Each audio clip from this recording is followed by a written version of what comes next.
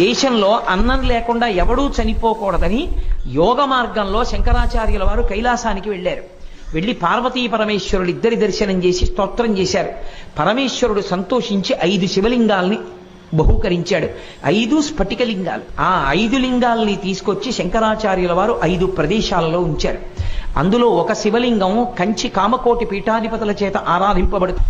చంద్రవంకతో ఉన్న శివుడి మీద చంద్రుడి నుంచి పడినటువంటి అమృతధారలతో తడుస్తూ ఉంటాడు. కాబట్టి తెచ్చిన 5 శివలింగాలకి చంద్రమౌళీశ్వరుడనే పేరు ఉన్నప్పటికీ కంచిలో కామకోటిలో పూజింపబడేటటువంటి శివలింగం యోగలింగం. 2వ లింగాన్ని శృంగేరిలో ఉంచారు.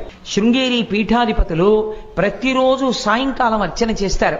శృంగేరిలో ఉన్నది భోగలింగం, నేపాల్లో ఉన్నది అక్కడ పెట్టినది వరలింగం, అలాగే కేదారంలో పెట్టినది ముక్తిలింగం, చిదంబరంలో పెట్టింది మోక్షలింగం.